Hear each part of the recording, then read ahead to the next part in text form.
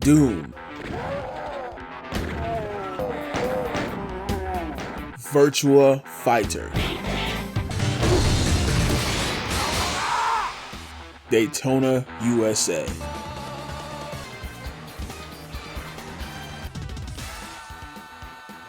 What do these three games have in common? Well, they are some of the pioneers of 3D gaming, and while many more notable games have come after them, only one of them is recognized as the true pioneer of 3D gaming and changed the 3D gaming landscape forever. At least that's how people want to tell you it did. And that game is none other than Super Mario 64. Wait a minute, that wasn't one of the three games. What's going on here?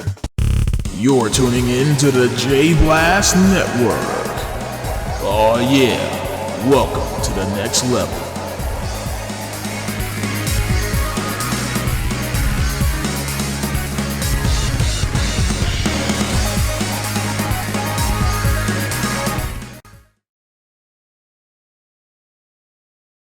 Yo, listen up. We will not live in a two-dimensional world. We won't go in one direction or seek where we can say. We will walk through walls. We will take a look around us. We will not be confined. We believe in the path of least limits. We won't be told how to view the world. We will experience true freedom. We will not compromise. We will live the game through our hands. We will be in control of something. We will change the system. The Super Nintendo and the Sega Genesis fought to compete in the console wars at the tail end of the 2D gaming era. At the time, it felt like games were being pushed to the absolute limit with some of the most beautiful 2D graphics you've ever seen on a console. Little did they know back then that there was a whole dimension they were missing out on. Some could argue that it was PC shooters like Doom, or arcade games like Daytona USA and Virtua Fighters that laid the groundwork for 3D games. The consoles at the time could not compete, at least until the upgrade happened. You see, we entered into the 5th generation of gaming, kicking off with the PlayStation. Now, you probably know the story about this, but I'm going to keep it short and sweet for you. Nintendo wanted to add a CD add-on to the Super Nintendo, just like Sega did with the Genesis, to further develop 3D graphics. Now, at first, they had Sony in mind as a partner to do this, but things fell through and they met with Philips and their Philips CDI, and we all know how that went. Strive for? I just wonder what Ganon's up to. Yeah, that was probably one of the worst decisions in gaming history. Because of that, Sony and Sega had their head start developing 3D consoles and 3D games. And with Sega's lackluster initial performance with the Saturn, Sony had the lead. Now, why does all this matter for this video? Well, it's because Sony was on the brink of developing some of their most beloved titles in its library very, very soon. And Nintendo was on the verge of being left behind. Not helping them was being adamant on sticking to cartridges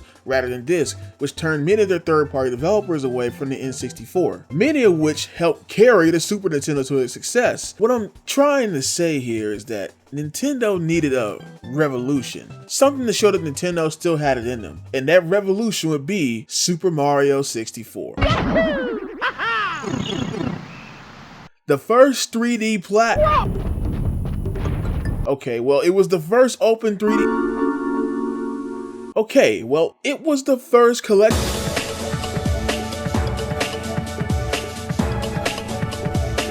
Alright, I get it. Oh my god, bro. Alright, man, get out of here. Nope, I ain't playing, man. Get your ass out of here, alright? Okay, so maybe Mario 64 wasn't the first 3D platformer, or the first open 3D platformer, or the first collectathon 3D platformer. But it was one that set a new standard for all three of those styles and mixed them all into one game. Now, some could argue that Mario 64 wasn't even Nintendo's first 3D game, as thanks to the Super FF chip on the Super Nintendo, it helped create 3D-esque sequences in some 3D games like Star Fox. It even had some games that had 3D renders like the fabled Terra Enigma. Now, Star Fox was a game that Shigeru Miyamoto worked on and was inspired by when making Mario 64. You see, Miyamoto wanted to make a game where the player had environments that they could fully explore, but in order for that to work, Mario's movements had to be adjusted. It wasn't just about running and jumping anymore or using power-ups. It was about the runs, the slides, and the acrobatics that were needed for traversal in areas that involved the third dimension. And with that new perspective, there was going to be a change in the objectives and the levels, which were really made to be more explored in rather than just completing an objective or reach an end goal under a time limit. Something that even in more open-ended games at the time was being pushed. And because of this one decision, this was a game changer. And when it came to the N64, the revolution was televised, or in this case, played. When it launched in 1996, Mario 64 was right there, ready to push the system alongside Pilotwings 64. Great game, just not a system seller. Super Mario 64 was though, and while it did not take down the colossal PlayStation, it did kick off a new era of Nintendo and a new style for 3D platformers, and a new way games could be looked at when designing them. Now, I don't need to tell you that this was a good game, but I am going to tell you my experience as someone who played a majority of other 3D platforms back then and how Mario 64 stood up to them. I think it's a very interesting topic because many will write this off as the best 3D platformer above the rest, but you know, you gotta play everything in gaming's history to be able to really say that. Hi, I'm Jay, and you're tuning into the JayBlastNetwork as you take a blast of the past to hop into the painted world of Me, Mario. 64. You know that's my line, man. You can't do that to me. I'm the one that says the titles. Whatever.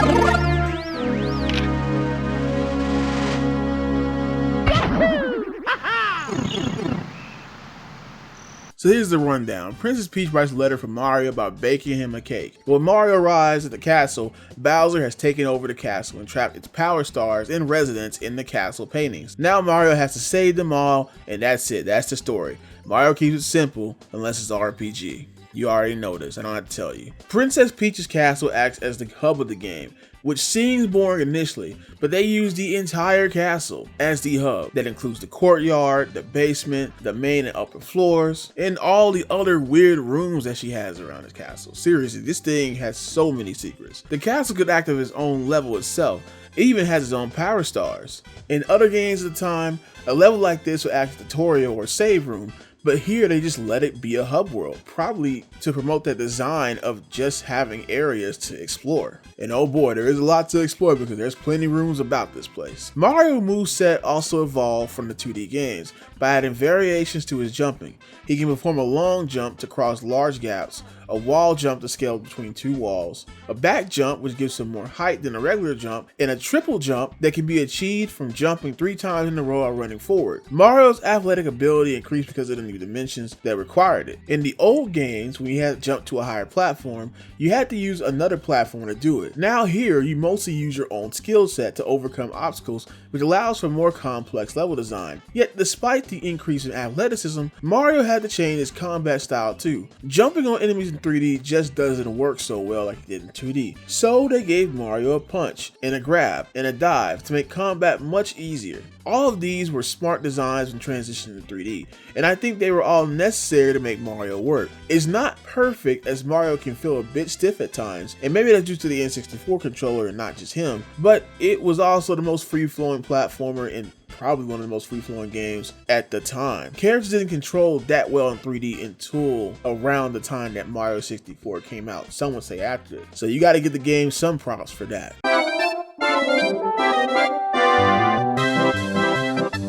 Now I know what you're here for. It's the levels. Collectathon gameplay is just an excuse to explore a map. Think about it. When you saw Mario 64 in the magazines and commercials, were you thinking, man, that star looks cool to collect? No. Wow, look at that level. And that's exactly how people felt when they hopped through that painting and went into Bomb-On Battlefield for the first time, showcasing the N64's power by showing off an entire mountain from a distance. And yes, this was all intentional. Miyamoto wanted you to have that sense of exploration immediately when going to a level, and Bomb-On Battlefield doesn't disappoint. Players went up the mountain, fighting chain chain chomps, Goombas, Bomb-Ombs, and rolling boulders until they reach the top, only to fight my boy, King Bomb-Omb. Now I remember tossing his ass out the mountain only for his big ass to hop back up. And then when he does that, you're thinking to yourself, how the hell do you damage this guy if he can survive such a fall like that? Now what you're actually supposed to do is throw him into the ground in front of you. Now, how does that work? I don't know, man. Ask Miyamoto. Beating him nets you your first star, and as you get more of them, you unlock more of the castle. Now you can either complete the rest of the missions in Bomb-Omb Battlefield or go straight to Thwomp Fortress since you have access to it now. But we don't do that here. We complete our levels before moving on to the next, at least as much as we can. So you go back and you'll see some standard missions. Most will have you run up the same path that you did when you first got into the level, with something new at the end like racing Koopa the Quick or going into the Sky Island instead of the top of the mountain. Each level also has a red coin star, which after collecting 8 of them you're rewarded with a power star. I'm going to focus on the exploration part for now, but keep these objectives in mind for later. Exploration is a big part of these type of games that I've mentioned many times before. When you look back at them, you remember all the cool locations you got to explore, like the Thwomp Fortress, a giant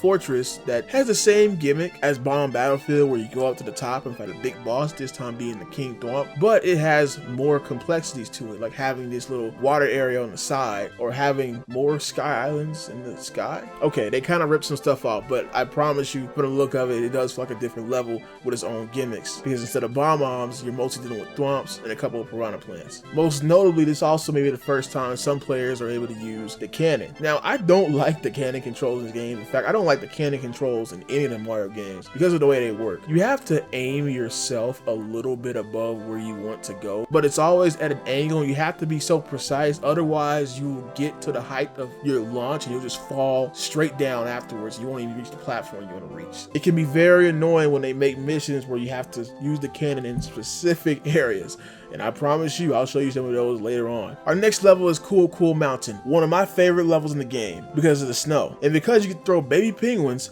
into the stratosphere.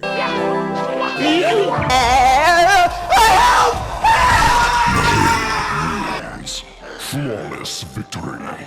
And race their angry mothers immediately after. Nah, I'm kidding. That ain't their mother. But you do get to race some big penguins. Now this level has the opposite design compared to the first 2 levels because instead of going up a hill, you're going down a hill. Very creative, I guess. At least it's the difference from the past 2 levels. And you can't forget that music. Cool Cool Mountain and the snow areas of this game has some of the best music. Then you got Jolly Roger Bay with its serene music, which fits well with the mystifying lake. Here you traverse pirate ships and even deal with a giant freaking eel.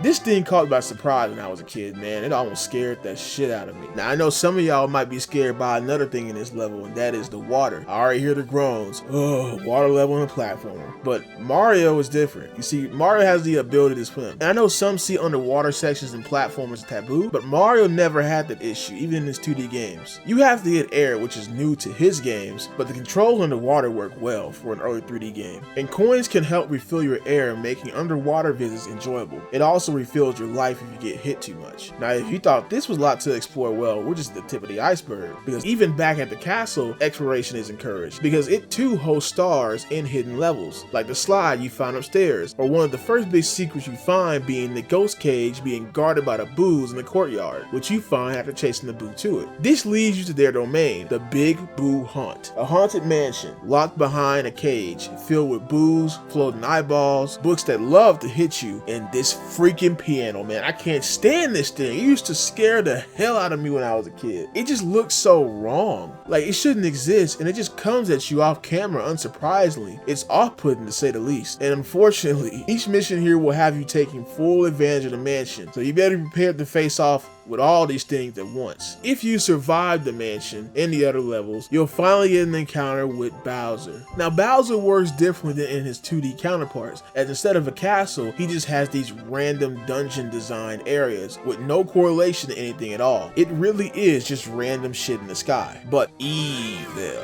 because there's evil music in the background. Apparently this is called the Dark World. Well, I don't see the world part, but I do see the darkness. And also apparently Bowser designs these levels himself. But like, if he does that, what happened to his castles, man? I know you're in a castle, but those are more intimidating than this. It just feels like an obstacle course rather than a level or a place. And once you get past that, you'll get the ability to fight Bowser.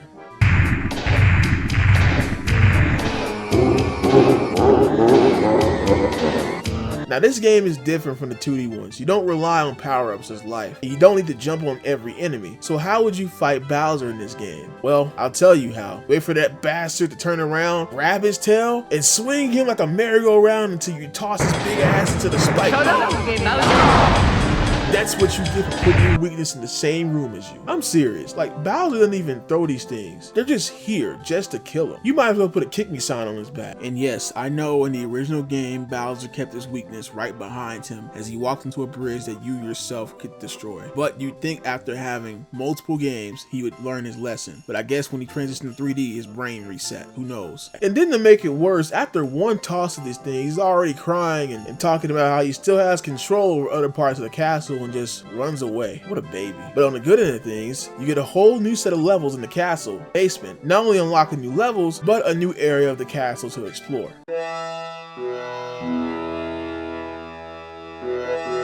4 new levels appear in this part of the castle, as well as some new mechanics. These new mechanics are the power-ups, which aren't gone completely. They just function in a different way compared to the 2D games, and there's less of them. Instead of power-ups that you can hold on to like the Fire Flower or the Super Cape, you have 3 temporary power-ups that will help you throughout a mission in the level. Each of these 3 need to be unlocked somewhere in the game by turning on a switch. Early on, when you get a few stars, you'll see this light shine in the middle of the first floor. If you stare directly into this light, it sends you to the floating rainbow castle in the sky, where pressing the red button unlocks the wing cap, and for the first time, Mario takes flight.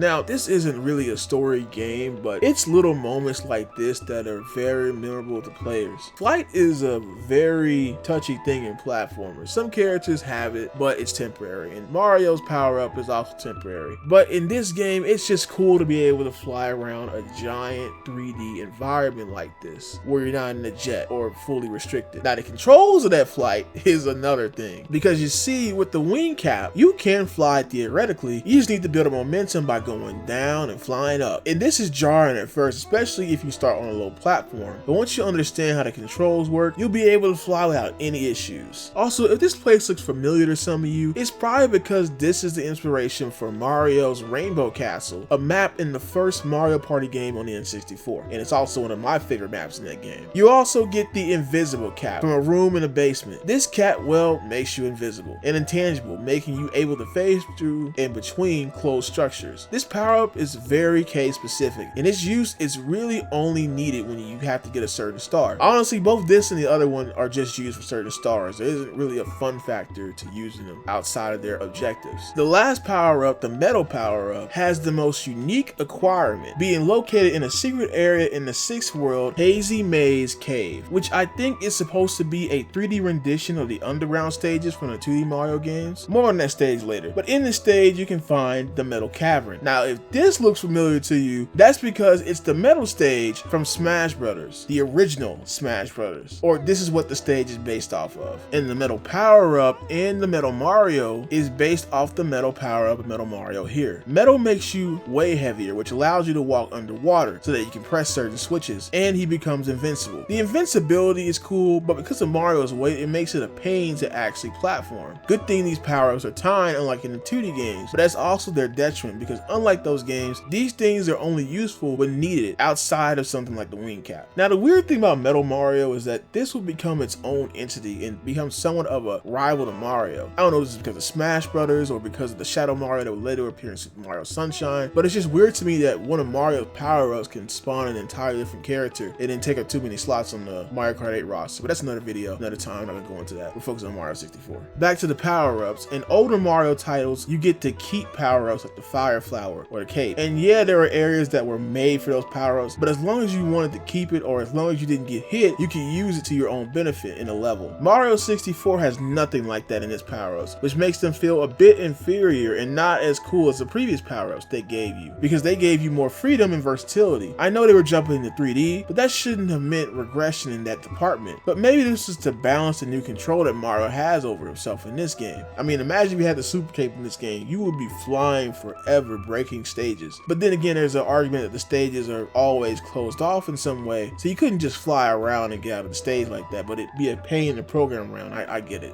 Now to the bottom floor of the castle. The levels here, which are 4 of them, keep up the variety that the previous one has. The first one you have is Haze Maze Cave, one of my favorites to get lost in. You have branching paths leading to a different part of the underground area, but many platforming areas that contain stars, like this switch area or using the hang bars to traverse over the crevices to cap. There's also this giant lake with a friendly monster you get to ride on as you take in the scale of the cave. I was always indifferent to the underground areas of the previous games, but this ended up being one of my favorites in this game, mostly because of the scale and branching paths. It's amazing how much a different perspective can change your view on an idea. Then there's Lethal Lava Land. Now before I get deeper into this, I want to say I love this level. I always like knocking the bullies into the lava. The design of the level makes it fun and exhilarating just to run through and make sure you don't fall into the lava. And there's this cool volcano which you have to fly into to get some stars in there. However, this level begins a problem that occurs with certain levels of this game. Up until now, these levels felt like miniature worlds. Everything felt like it existed for a reason, but Lethal Lava Land literally is just a bunch of platforms on a giant lava texture, or probably multiple giant lava textures. It looks like a test level, and I don't know if that was done because they were rushed, which they probably were, or because they had to readjust some of the test levels. But things like this will appear again later on in the game into more egregious levels, and it takes out the immersion that the game provided in its unique worlds. I mean, imagine if this was structured more like an island with a volcano in the center of it that you could fly into. It would make the world feel more lived in and make it make more sense than what we have here. You see, that's something that comes with 3D over 2D, and that's building a 3D world. Anyone can place platform down and call it a day, but real level designers are able to make that feel connected, which makes that engaging to explore. Now, I don't get on all the sections of the game that are like this. There are definitely some areas that are just, made to be levels instead of made to be worlds, and I'm fine with that. But when it's an actual world, that's when I start getting annoyed at it. And look, I'm not saying that the Mario 64 level designers were not real ones. Hell, this is still impressive for one of the first 3D platformers like this. But I just wish they thought about the cohesion more when designing this level. Luckily, the next level fixes this issue entirely. Shifting Sand Land, one of my favorites. I know I keep saying that there are a lot of great levels in this game. Here you are giving a giant desert oasis to explore with small ruins, quicksand platforming area, and actual oasis. Tornadoes that don't actually hurt you and make you fly and get annoyingly in your way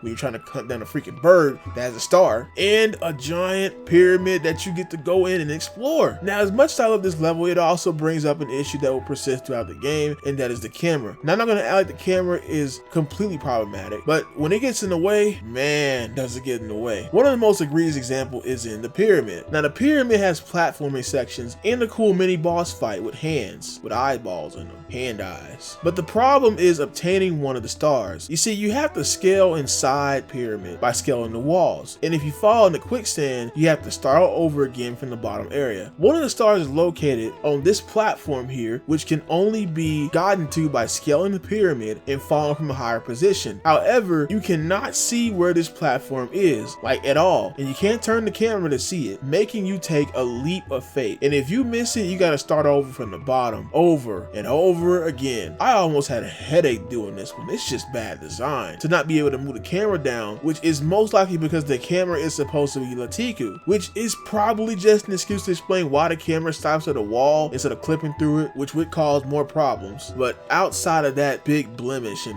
one mission, this is a great level. Also, this level introduces the green shell that you can surf on. It's totally radical, dude, and does appear in some future levels. Now, before entering Bowser's area, you have to enter the Dire Docks, which on the surface looks similar to Jolly Roger Bay, except if you go underwater, you'll find a submarine base where Bowser's sub is, and that's it. That's the stage. You got 7 stars just like the rest of them, and this is it. An underwater lake with a half-assed submarine base. This level brings another problem of this game, and no, it's not because it reuses assets, but some levels just receive less love than others. And if this had one mission or one-off like some of the other smaller levels, it'd be fine. But they treat this small-ass transition area as a stage, and it's one of the worst ones too. Not because it has bad design, but because it's boring. The worst part is that it really isn't even connected to Bowser's area because that place is full of lava. And it also just has random platforms on it. At least in the lore, this is supposed to be an obstacle course set up by Bowser, so it makes sense. But why would he use a submarine to get here? Is it even lava proof? I don't even know, man. Maybe I'm thinking too hard. Well, you meet Bowser again and you fight him the exact same way, and he cries some more about having more of the castle, more of the stars, yada yada yada, and then you move on to the upper floor, and all those small problems are about to culminate into some big ones.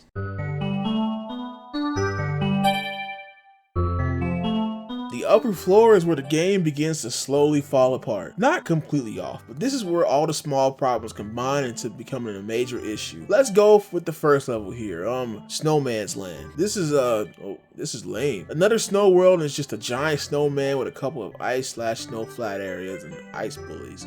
It feels like this would be a secret area in Cool Mountain, not some standalone level. The most interesting thing here is climbing up the snowman and using the penguin to protect you from getting blasted off. Overall, it's just a pretty boring level. Then there's Wet Dry World. Now, as a kid, I used to love this level while everybody hated it. Now, I'm joining in with you with the pitchforks because I don't know what kind of crack cocaine candy I was eating back then, but this level is complete dog water. What the hell is this level design? I get that you're supposed to raise the water level, but what is this level design? It felt like they had a gimmick, but they were like, oh crap, we gotta design a level. A wood plank, a brick wall, and some towers, just throwing shit anywhere and everywhere, man. With some of the worst missions involving raising the water levels and rushing to get onto a platform. Oh, and fuck these vacuum backslapper things, whatever you're gonna call them. The only way to get up to the brick wall without raising the water level is using these guys. And they are such a pain in the ass to get you to send you up there right without damaging you. It's so annoying. The only redeeming quality of this world is at the town that you get to go in by shooting yourself out of a cannon into this small little area that you have to swim through, and then lowering the water level so you can actually explore the town. I just don't get it. This area looks like it was designed with a purpose, even if it's a bit too much on the small side. It makes me really question if some of these levels ended up being test levels that got fully realized because of a lack of time. Or maybe they're gonna throw some excuse like Bowser flooded the city and added these evil platforms for you to go on. So you have to save the city by lowering the water level, and that's why everything is messed up in the worlds. It's always Bowser somehow, I guess. And if you're wondering why I make such a big deal on why the levels are designed this way, well, it's because when you make a 3D game, you gotta account for that 3D space, which also means the consistency of the level, which also means you can't just put shit anywhere that you want to. Because I mean, if Crash Bandicoot can show the third island in the background, signifying the progress of your journey and showing how the islands are connected when it's a linear game with linear standalone levels, I think Mario 64 with its more open-ended levels can do the same thing. In fact, it does the same exact thing. It feels like things are there for a purpose. In a lot of the levels, it feels immersive, and when you just throw shit anywhere and everywhere, it just takes away from that immersion that you got when you first started the game. And I'm not angry at the levels like the slide or the aquarium that are their one-off levels. I think having design like that is fine for a little obstacle course like that. You can even excuse the Bowser levels for being that because they're supposed to be obstacle courses, even though in the original Mario games, the castles were actual castles. But when it's in a main level and this is the main portion of the level, this stuff is just inexcusable. And I know that 2D games also technically don't have a structure, sound, level design. It's just a path created for you with a background. But at least when you're on a 2D plane, the background sort of acts as like the world that you're in. You know, it doesn't feel like I'm just in a random place. It feels like I'm still a part of this world, just looking at it from a different perspective. But when you transition to 3D, you can't carry that same mindset because it doesn't work, because now you're dealing with a bigger space. A background won't cover up you just placing things anywhere just for the game to function.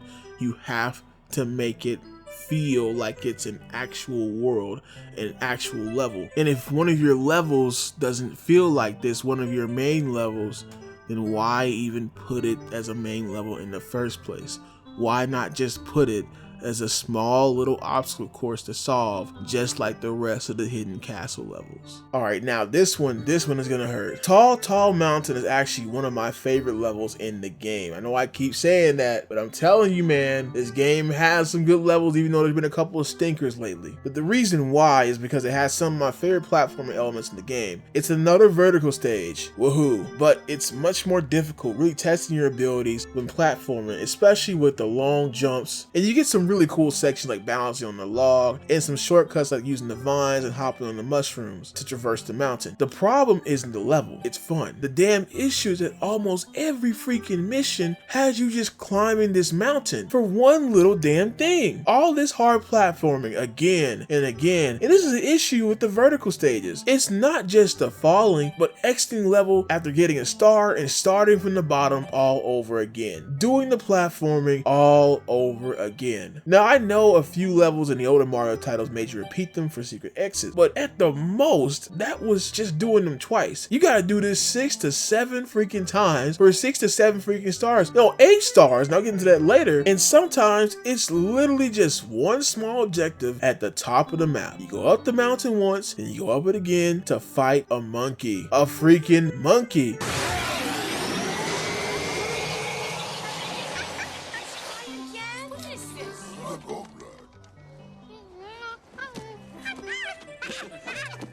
Monkey.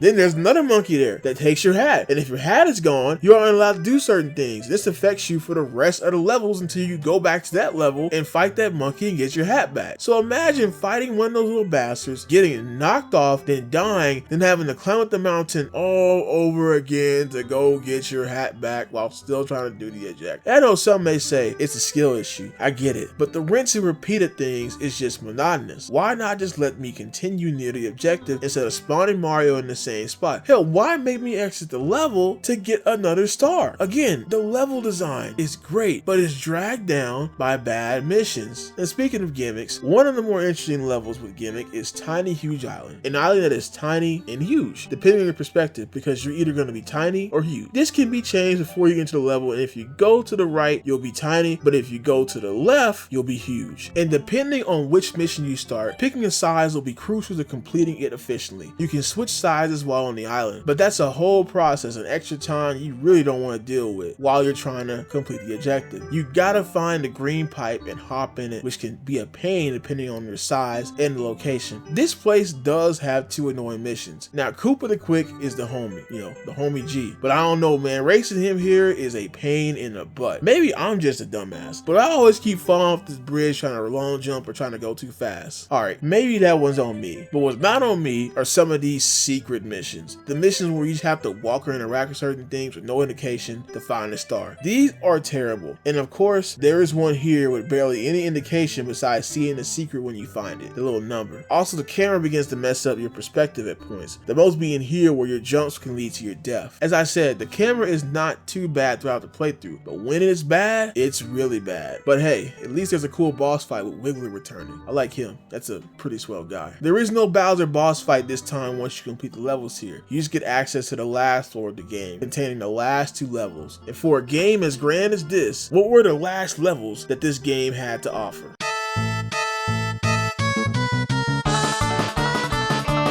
You got 2 more levels, and I would say these 2 are some of the most controversial levels in the entire game. Tick-Tock Clock and the Rainbow Bridge. Tick-Tock Clock has the balls to be a gimmick level and an elevation one at the same time. Great. What a good combination for a game like this. In my honest opinion, I want to say that this is the worst level of the game. Those 2 types of levels do not mix well in a game like this. The gimmick is that you are in a clock, and the platform move accordingly as so. Well, unless you enter the stage at 12 o'clock, which freezes all platforms. Only one mission really benefits from this, while the rest do not at all. In fact, for 3 times, this level forces you to travel up, get a star, and stop until the 3rd time when you finally reach the top. You gotta do all that platforming over and over again with the clock gimmick because you can't just freeze the platform because you need them to be moving so you can traverse up, and you better hope to God that you don't fall, because if you do, it's back to the gimmicky platform challenges again and again. And because of the way this level was designed,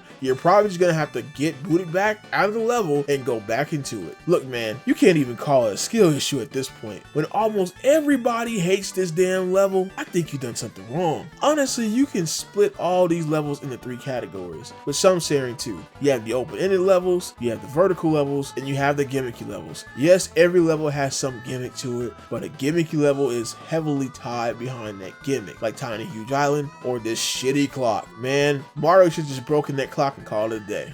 I would have too. Now, if this level looks a little bit familiar, it's because this is what the TikTok clock track on Mario Kart DS, and that will eventually be remade in Mario Kart 8, is based upon. It's much better in those games, I tell you that. And then we get to the final level, Rainbow Ride, another gimmicky level. Now look, I know some hate this level, and yes, it does have some bullshit, but hear me out, I kinda like it. The main issue here is that you're tied to this magic carpet, and the carpets take you on the Rainbow Road, where you have to wait and avoid obstacles to get to certain destinations. So if you fall and die, you have to restart the whole thing, making it even more egregious than any other level because you can't even control the pace of what you're going through. On top of that, we end off on another level that just has shit placed anywhere, except now we're in the damn sky. By everything I'm describing, I should hate this level, but I don't. It's actually one of my favorites. I know I said it again,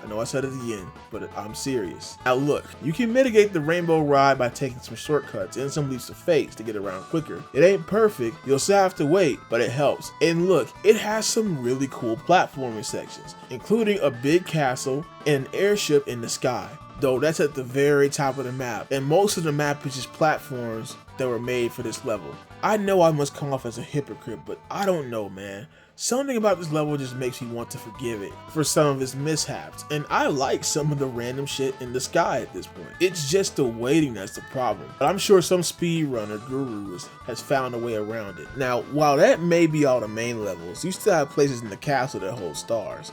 Some of my favorites include the aquarium area and the rainbow clouds, where you use the flight cap to fly around and gather red coins. There's also a reoccurring mission in every level to find 100 coins. It gets kind of redundant because it's the same type of mission, especially after completing the other 7 missions and trying to find the right mission to get the coins efficiently. But it just feels like something that was made for when players got bored of everything, they would just go around the map and collect anything and everything they could, and they were rewarded for it.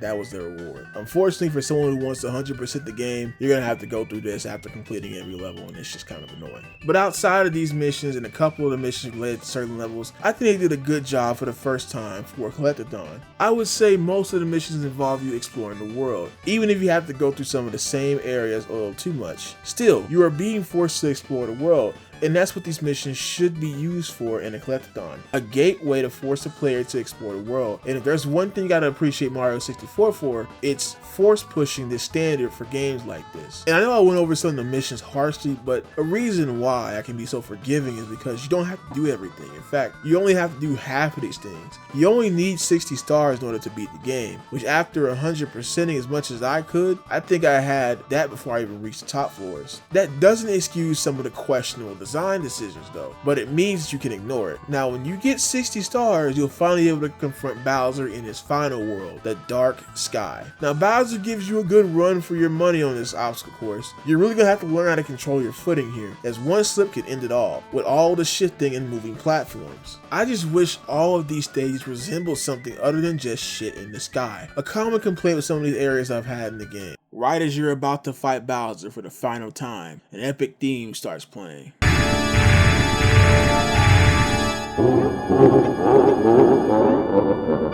Well, Bowser, it doesn't matter how epic your theme is, I'm gonna kick your butt the exact same way again and again. Literally, because you gotta kick his butt the exact same way again and again, by throwing his dumbass into the freaking spikes. But this time, it does get a lot harder.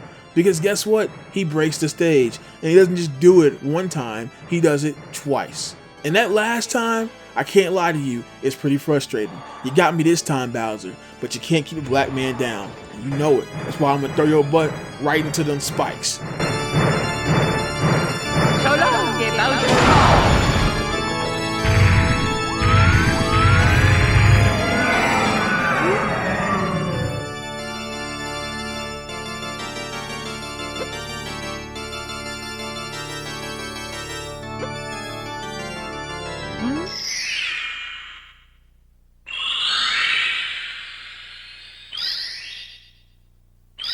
And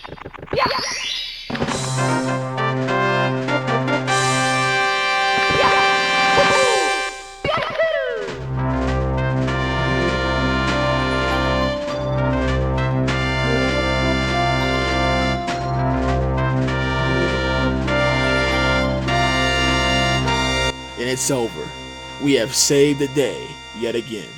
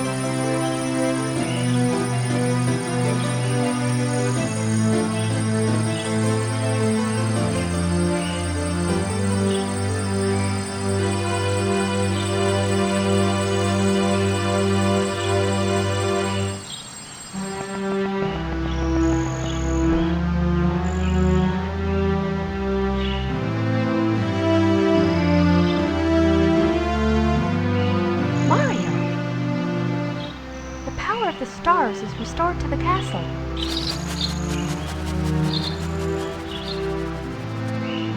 And it's all thanks to you. Thank you, Mario. We have to do something special for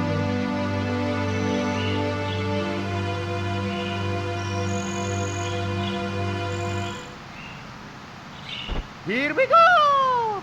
Listen, everybody. Let's bake a delicious cake. For Mario.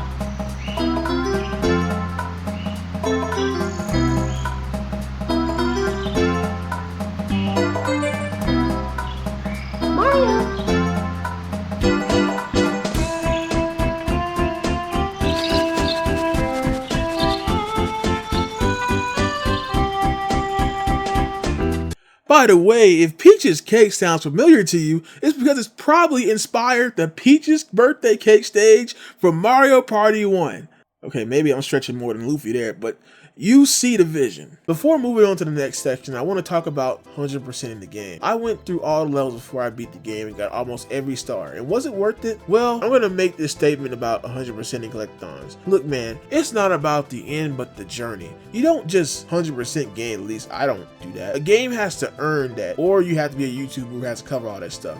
But the point is, and there is a point, is you should want to play a game to explore these worlds and get all the treasures and secrets outside of missions. I remember just going back seeing what the world was like in what areas I didn't get to see. That is the part that isn't talked about much in the game design, that the exploration is the true objective of a collectathon platformer. To explore these beautiful built levels. For the most part, it's why you're here. You think some kid looked at Mario 64 and Nintendo Power and said, wow, look at how you get those stars. Hell no. They said, wow, look at these levels. I wanted to go through that. I want to explore them. I want to find everything in this game. I gotta play it. And that is what you go to Mario 64 for. So even if there are some rough missions, I don't think it brings down the experience as a whole, because the worlds and the abilities you're getting to explore them with carries the game completely. At least it was good for an early platformer. Now, I've been talking about this game like I played it back in the day, but I gotta admit something to you guys. I may be a fraud. Not that type of fraud. I didn't play this version of the game back in the day. Yes, ladies and gentlemen, I played the DS version of the game. And in some aspects, I think it's the better version.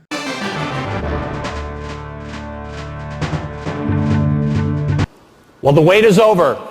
This is Nintendo DS.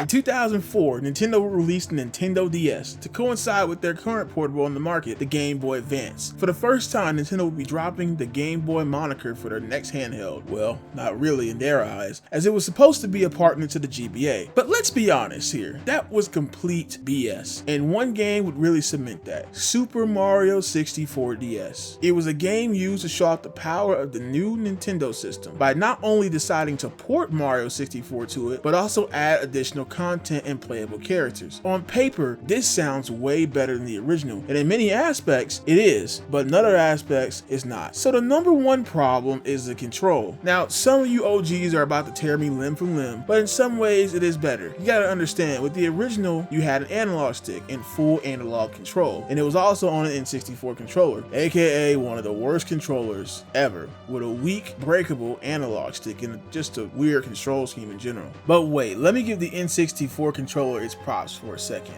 Yes, the controller was weird, but it was the first console controller to have an analog stick. PlayStation wouldn't get its DualShock until a year later, and Sega wouldn't release the Sega Saturn 3D controller until Knight's release later that year. The N64 was the first console to be built in with a 3D analog stick, which is something that the other systems really should have made when they were making 3D games. So that is one thing that the N64 has that it cannot be taken away from it. It kicked off the 3D analog stick, which is one of the most important things to come out of 3D gaming and really gaming in general. So in that aspect, I really respect the N64 controller.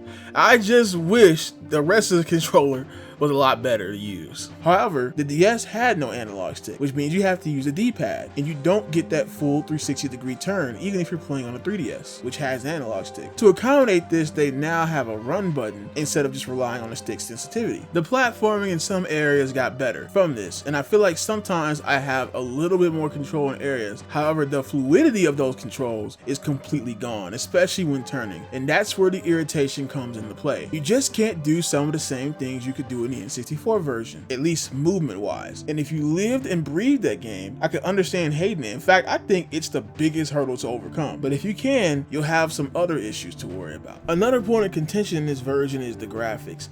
Now, instead of going for the style of the original game, which they probably could because it was on the DS, they instead decided to adapt the modern Mario art style to the game, which I think for the most part works, and I prefer this style. You gotta understand that the only game that I had as a kid that resembled the N64 style of graphics was Super Smash Bros. Melee, but that game was only like that because Melee came out before the GameCube could establish a lot of its games and its art style. Hell, even the voice of Luigi in that game resembles how they voiced Luigi in the N64 era, where he just sounded like Mario, even though that game came out the same year as Luigi's Mansion, which not only established some unique qualities to Luigi's character, but also gave him his own unique voice. Now, just because I prefer this art style doesn't mean I think it was a winner in all of its cases. For instance, there are areas that just lose a lot of their atmosphere, possibly because of the DS and possibly because they just changed the art style. Jolly Roger Bay used to have this very mystifying feeling. It felt like an area where you would find a haunting ship, even though it wasn't really a scary area. But in the DS version, they take out a lot of the fog and a lot of those elements, and while it still does look very serene and mysterious, it doesn't give off that vibe as it did in the 64 game, which still is one of the most beautiful looking levels, not only on that system, but in that generation as a whole. But despite areas like that, I think the DS version did a good job at enhancing the graphics of the original game, especially for a handheld. I just think, and I think other fans of Mario 64 would have loved for a remake of the game to go in the art style of that of the renders of the game that couldn't quite be replicated on Nintendo 64 for, obvious reasons. What is undeniably impressive about 64 DS is its additional content, starting with its playable characters. Now, the story of the game starts out the exact same way, except this time, instead of one person receiving an invitation for a birthday cake, well, Peach calls in all three Stooges.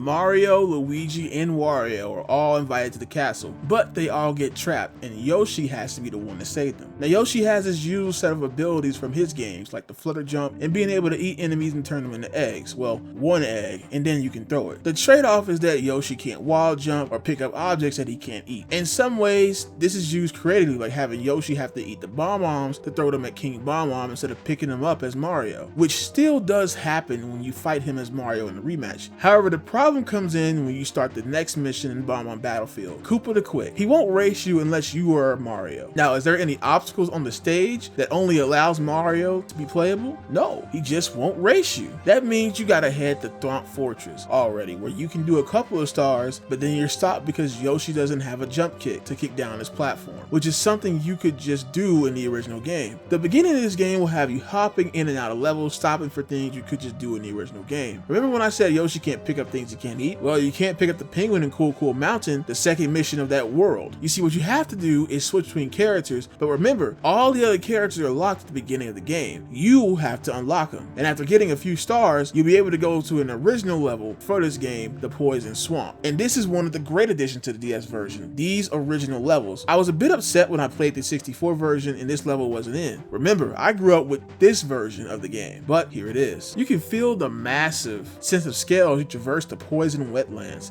and climb the tall trees, all culminating in a boss fight with King Goomba, who is upset because Mario stomps on Goomba, so he holds his key, the key to unlock Mario's door. That's a really cool little story for King Goomba, showing he has some backbone, even if they don't have backbone. But there's one thing that King Goomba did not account for, and that is Yoshi throwing his own Goombas right back at him. You defeat him and get the key from Mario, which you have to use to unlock his door in the castle. Now you can switch between him and Yoshi in this room and only this room. There are certain missions that have caps that allow you to transform into another character, but not every mission that requires him can do that. And eventually Yoshi will have the ability to spawn in as one of the characters, but if you get hit with the hat, you lose the hat. Not completely, but the hat will start moving around like an old power-up from the old Mario games, and you'll have to get it before it falls off somewhere. Now with Mario, you can complete most of the main floor missions. Well, until you can't, because you have to unlock the other characters for their other moves. Now each level now has 7 main missions instead of 6. Some have you collect these silver stars, and some just brand new missions along with collecting 100 coins, meaning you have 8 stars per stage. And in the beginning, all the damn stages have points where you have to backtrack, and the worst part of it all is that you don't know until you get into that level. Now backtracking is an issue, but when most of these missions are just the same ones from 64, only locked off because they swapped the character ability,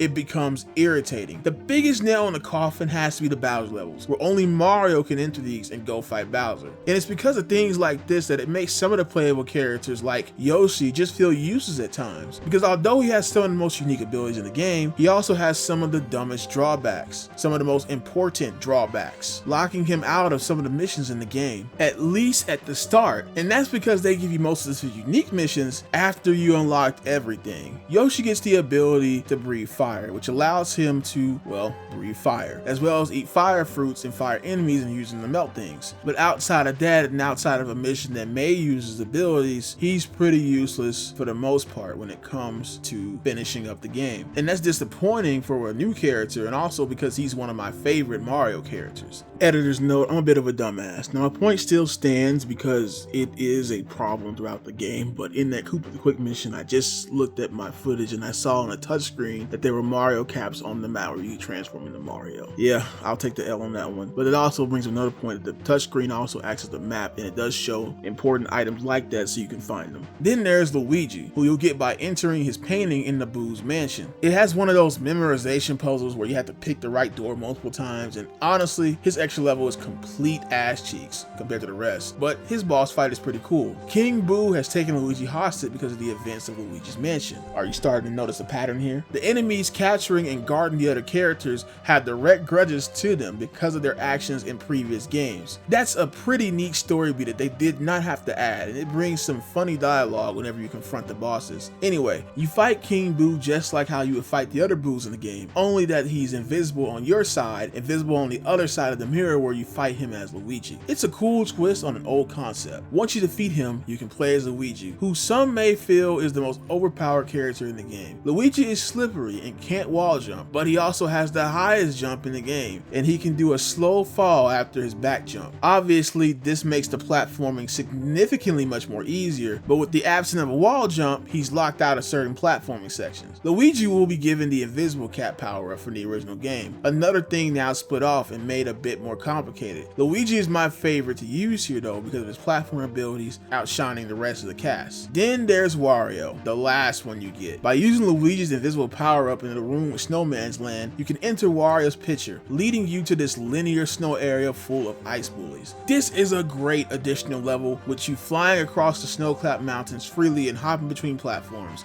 It's a good level that takes advantage of Luigi's abilities, and at the end you fight Wario's greatest adversary, the giant ice bully? Now correct me if I'm wrong, but I'm sure Wario never had significant beef with the bullies like that. The other two characters had their respective enemies, leaders hold them captive, but Wario, I don't think that's his respective enemy. Well, to make up for that, this guy is just mad because Wario has a better mustache, which I can kind of relate. You don't just get a good stash like Wario's anywhere, you know? It takes a while to grow that stuff in. Luigi's slipperiness makes fighting these guys a bit harder, but just like the other bullies, leading him to the edge is a good way to kill him. And this one will make the platformer smaller and smaller each time you hit him, making it easier to kill him. What a joke. Once you beat him, you unlock Wario. Now, Wario is tied with Yoshi as one of the worst characters in the game. His movement is slow, he has the lowest jump height, and he's strong, but that means none in a game like this where enemies die the same way. If you punch an enemy with Mario, they're just gonna die the same as you punch him with Wario. The only thing he is good for is using his metal power, which is stolen from Mario from the previous iteration, and the fact that he can punch black bricks in certain missions. Really, outside of his missions, I don't see many using him, and it's a shame because Wario has some of the best platformers with the Wario Land games. Here Wario can charge, pick up and throw enemies, and use his speed to be the level backwards. He is more versatile there, and I hate that he wasn't used well here. The splitting off of moves also makes an unnecessary complication of the game because now you gotta backtrack to switch characters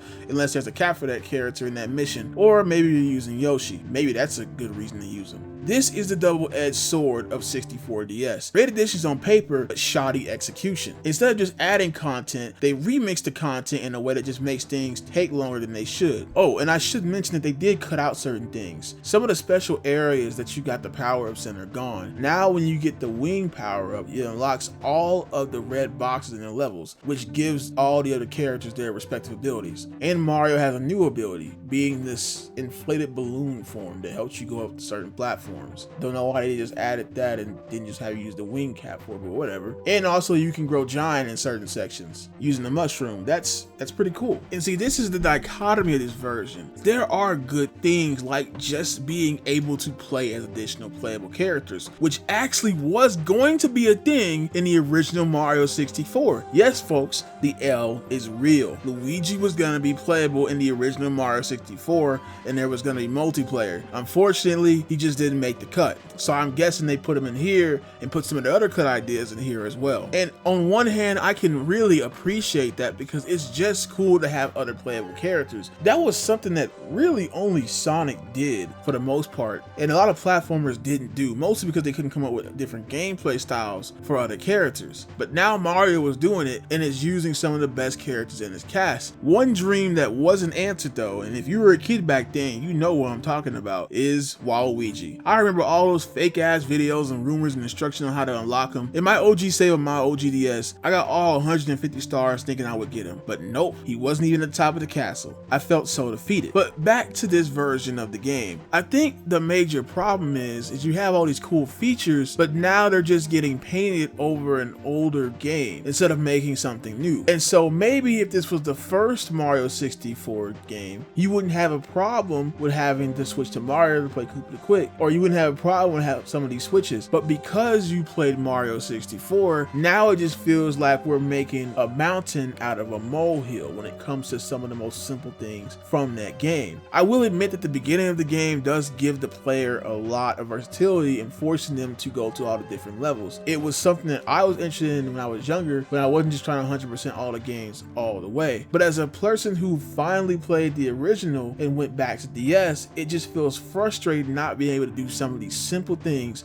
I was able to do before just because I didn't select the right character. In many ways, it ruins the pacing of the game. Now, additional single player content wasn't the only thing that was offered outside of the original game. I don't have footage of it here, but I do remember playing a lot of the multiplayer, which was mainly fighting over who gets the most stars in the map. You all would start out as Yoshis and could turn into other characters by picking up their hats like in the main game. It was very fun playing it back then. It had some original stages made for the multiplayer. with the only drawback being that there's a limited amount of stages for the multiplayer. And there were also additional mini games you could unlock as you played through the game, and each character had unique ones, all taking advantage of touch controls, and there was a lot of them. One of my favorites is the Yoshi Will They Won't They mini game. It's also the saddest mini game of them all.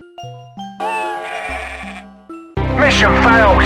We'll get them next time. Nowadays, most of these would be some random app store game you play for 5 seconds on your phone. But in an era before the iPhone and the iPod Touch, this was a great addition and motivation to go to 100% completion. When you look at the package as a whole, it's just very impressive that Nintendo was able to release a game like this for handheld back in the day. You have to understand that that was the dawn of the PSP and the Nintendo DS, the first time we really had 3D games or games like some of our console games on the go, and that was the selling factor alone. So just like the original Mario 64, I think that Mario 64 DS pushed what a game could be at its time, except in this case it'll be handheld gaming. But I think the problem is, as I stated before, is it feels like they painted over the original game. And if you played the original game, there are many frustrations in this version of the game that just make you want to put it down, especially the controls. If you're not going to get over the controls, you're not going to get over anything. But I will say, although certain characters feel useless like Yoshi and really useless like Wario, having their extra abilities in platforming really helps. Like in Tall Mountain, using Yoshi's flutter jump to jump across the stage is a really cool thing to do, and it makes traversing the stage over and over again a lot more easier. I just wish the game had more ways to justify the playability of the 4 characters outside of just cutting off and limiting the original missions of the game. The new levels are great additions. I just wish they got new main levels instead of just these. Still, just having this on DS at the time was insane, as I mentioned before. And it was also a launch title, which is very impressive for such a short time. Though unlike its PSP counterpart, this game wouldn't be a real good representation of the games that would come out on this platform, because a lot of them would be 2D with really good sprite art, but still 2D games. Regardless of that, I recommend playing this game portably if you want to get the most enjoyment out of it, because you're going to be enamored by the fact you're playing this portably rather than just playing it on a big screen or your computer screen through an emulator, where you're just going to be like, I'm going to go play Super Mario 64 instead. As for me, I still enjoy playing it, even with the irritations and inconveniences, but I probably will just stick to playing this on a portable, aka my DS, instead of playing it on a big screen, so I don't feel like just switching to the original Mario 64.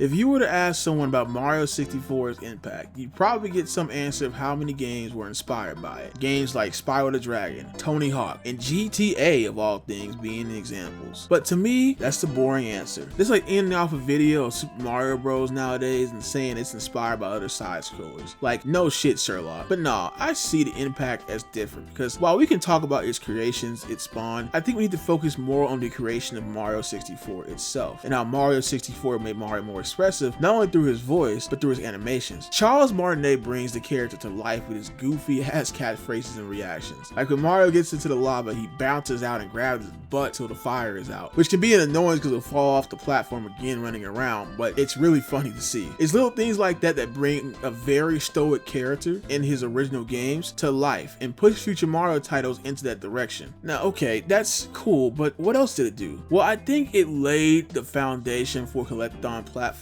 and for creating 3D games that followed 3D design. Now, what do I mean by that? There were plenty of 3D games before Mario 64. Hell, there are probably some 3D games made before the ones that I talked about here, but none of them had a 3D objective in mind. And what I mean by that is that throughout all these games, you're still following a 2D objective. Think about it. Crash Bandicoot, what are you doing? You're heading to a goal. In Jumping Flash, which people consider the first platformer, you're collecting items under a time limit and then heading to a goal. Mario 64 was one of the first games to create a game around having the 3D space. It wasn't a fighting game, it wasn't a shooter where you went on a linear path, and it wasn't an action game where you went on a linear path. This was an open game that had 3D in mind when it was designed, and that's something that other games like Spyro the Dragon, like Ape Escape, like GTA, and like Tony Hawk would take when designing their games, even if sometimes they had those linear 2D style objectives. Now, In my personal opinion, I think a lot of games are better than Mario 64. Ape Escape I think is better. Spyro the Dragon I definitely think it's better. And of course Banjo-Kazooie. But those wouldn't exist without this game existing and giving those ideas for a 3D space. This was a time where new pioneers had to be made in gaming. They didn't have blueprints to make these projects. They didn't have things to look over. They had to make this themselves. And for a first time, that's a pretty damn good job. And I'm not saying the game is bad. The game definitely has some issues later on, but you can forgive some of the shortcomings because, well, it was one of the first to do something like this. It was one of the first to really put you in a 3D environment and say, hey, do what you want to. There's missions, but do what you want to. And many people took advantage of that, finding little glitches and little oddities in order to beat the game in the most messed up way possible. And I know some of that wasn't intentional on the developer side, but I think it's pretty cool that you can do different things to solve objectives compared to other players, that you have that freedom. And that's one thing I think Mario 64's impact had on the gaming world, is it gave you that freedom. No time limits, no linear pathways, just an open area for you to explore to your heart's content, and also complete the missions on the side. And that freedom is what separates this game from its other counterparts at the time. I do think that Crash Bandicoot is a more sound experience, even if the save system is dumb as fuck. But Mario 64, and I know Crash Bandicoot was doing something new at the time, but Mario 64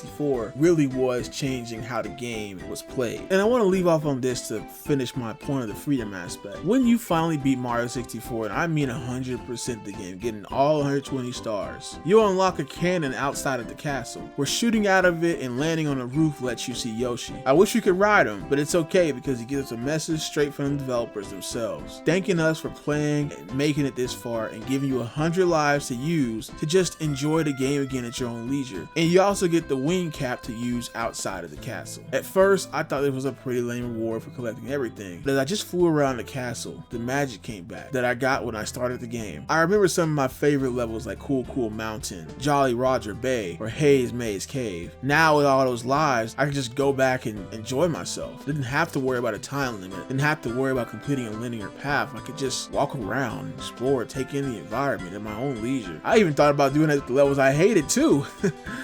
But the point I'm trying to make is that regardless of how much I completed the game, I still had an interest in going back and seeing these levels again, trying new things in them that I was now free to do because the game let me. I just can't say that for some other games. When you 100% Crash Bandicoot, that's it. You got all the boxes, you got all the gems. I mean, there's a secret level at the end of the game, but outside of that, that's it. You did everything you can. You go back to the level, there's nothing new to explore. You explored everything you could. But Mario 64, it feels like there's always something new around the corner, something new that the devs wanted you to find just from running around. And I can really appreciate that, especially back then. And that's the same feeling I got whenever I played Super Mario 64 DS as well. The game doesn't end. The magic doesn't end. It's not supposed to end. You're supposed to enjoy and relish in this freedom that you have. And I think that's what kept kids playing this game for hours upon end when they had their N64. That freedom that they were given for the first time playing Super Mario 64.